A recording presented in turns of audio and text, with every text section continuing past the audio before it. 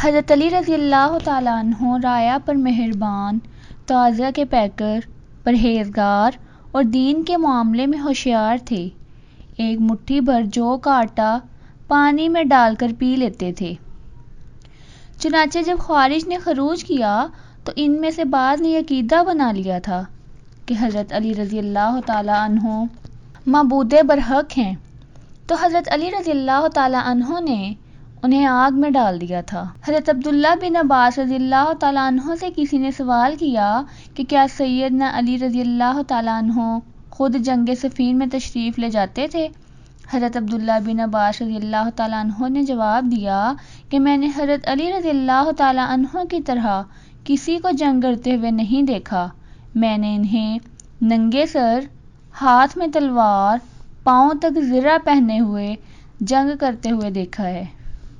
الدرۃ الخواص میں ہے کہ حضرت علی رضی اللہ تعالیٰ عنہ کی شجاعت کے متعلق مشہور ہے کہ جب آپ مقابل کے سامنے آتے تو اسے جڑ سے اکھاڑ پھینکتے، اوپر سے وار کرتے تو تلوار نیچے تک اتر جاتی، اگر سامنے کی طرف سے حملہ آور ہوتے تو تلوار کمر سے دوسری جانب نکل آتی۔ تحقیق حضرت علی رضی اللہ تعالیٰ عنہ کی شہادت کا واقعہ پہلے گزر چکا ہے کہ عبد الرحمن بن ملجم نے انہیں شہید کیا تھا۔ یہ واقعہ 17 رمضان المبارک سن 40 ہجری میں رونما ہوا۔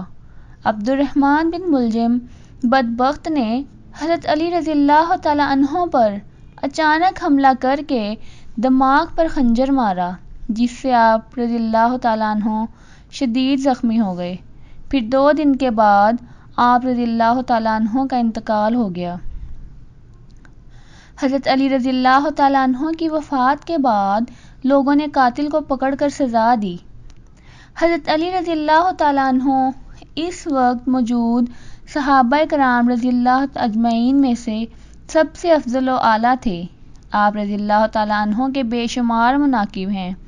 حافظ ذہبی رضی اللہ تعالیٰ عنہ نے حضرت علی رضی اللہ تعالیٰ عنہ کے مناقب کو یکجا کر دیا ہے۔ بعض اہل علم نے کہا ہے کہ جس وقت ابن ملجم نے حضرت علی رضی اللہ تعالیٰ عنہ پر حملہ کر کے کاری ضرب لگائی تھی تو آپ رضی اللہ تعالیٰ عنہ نے سیدنا حسن و حسین رضی اللہ تعالیٰ عنہ کو بلا کر طویل وصیت کی، جس کے آخر میں یہ بھی فرمایا کہ اے بنو عبد المطلب، مسلمانوں کے خون میں لت پت مت ہونا۔ تم یہ کہتے ہو کہ امیر المومنین علی رضی اللہ تعالیٰ عنہ کو قتل کر دیا گیا، مجھے میرے قاتل کے علاوہ کسی اور نے قتل نہیں کیا، اسے تم آہستہ آہستہ سزا دیتے رہو لیکن مسلح کرنے سے باز رہو، اس لیے کہ میں نے نبی اکرم صلی اللہ علیہ وسلم سے سنا ہے کہ تم اپنے آپ کو مسلح بنانے سے بچانا۔ چنانچہ جب حضرت علی رضی اللہ تعالیٰ عنہ شہید ہو گئے تو حضرت حسن رضی اللہ تعالیٰ عنہ نے قاتل ابن ملجم کو قتل کر دیا۔ ابن ملجم کے ہاتھ اور پاؤں کاٹ کر اس کی آنکھوں میں آگ کی سلاخیں گرم کر کے ڈالیں، لیکن یہ سب ہو جانے کے بعد اسے نہ ڈر محسوس ہوا نہ اس نے آواز نکالی، لیکن جب ابن ملجم کی زبان کاٹی جانے لگی تو وہ کراہنے لگا۔ لوگوں نے کراہنے کی وجہ دریافت کی تو ابن ملجم کہنے لگا کہ میں موت سے نہیں گھبراتا، البتہ میں اس سے ضرور ڈرتا ہوں کہ کہیں مجھ پر ایسا وقت نہ گزرے کہ جس میں اللہ تعالیٰ کو یاد نہ کر سکوں۔ چنانچہ لوگوں نے اس کی زبان کاٹ دی اور وہ مر گیا۔ لوگوں نے پوچھا کہ تم نے روئے زمین کے سب سے نیک آدمی کو مار دیا اور زبان کے کٹنے پر یہ کہتے ہو؟ تو کہنے لگا میں اس قتل کو نجات کا باعث سمجھتا ہوں۔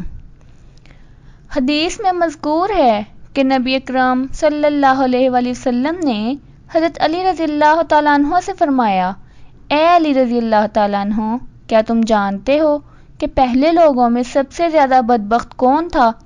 حضرت علی رضی اللہ تعالیٰ عنہ نے عرض کیا، اللہ اور اس کا رسول صلی اللہ علیہ وسلم زیادہ جانتے ہیں۔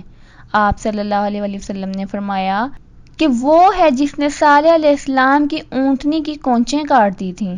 پھر نبی اکرم صلی اللہ علیہ وسلم نے فرمایا، بعد کے لوگوں میں سب سے زیادہ بدبخت کون ہے؟ حضرت علی رضی اللہ تعالیٰ عنہ نے عرض کیا، اللہ اور اس کا رسول صلی اللہ علیہ وسلم زیادہ جانتے ہیں۔ آپ صلی اللہ علیہ وسلم نے فرمایا، وہ شخص بدبخت ہے جو تم کو یہاں پر مارے گا جس کی وجہ سے یہ تر ہو جائے گی۔ یہ فرما کر حضرت علی رضی اللہ تعالیٰ عنہ کی داڑھی پکڑ لی۔ حضرت علی رضی اللہ تعالیٰ عنہ فرمایا کرتے تھے، اگر میں چاہتا تو اس بدبخت کو پہلے ہی سمجھ لیتا۔ چنانچہ ابن ملجم نے حضرت علی رضی اللہ تعالیٰ عنہ کو شہید کر دیا، جیسے کہ پہلے گزر چکا ہے۔ حضرت علی رضی اللہ تعالیٰ عنہ کی وفات 57 یا 58 سال کی عمر میں ہوئی، بعض علماء کے نزدیک 63 یا 68 سال کی عمر میں ہوئی۔ ابن جریر طبری کہتے ہیں کہ انتقال کے وقت حضرت علی رضی اللہ تعالیٰ عنہ کی عمر 65 برس تھی، اور بعض کا قول 63 سال کا بھی ہے۔ حضرت علی رضی اللہ تعالیٰ عنہ 4 سال 9 ماہ 1 دن منصب خلافت پر فائز رہے۔ حضرت علی رضی اللہ تعالیٰ عنہ خلیفہ بننے کے بعد مدینہ منورہ میں 4 ماہ رہے، پھر عراق تشریف لے گئے۔ حضرت علی رضی اللہ تعالیٰ عنہ کی شہادت کوفہ میں ہوئی۔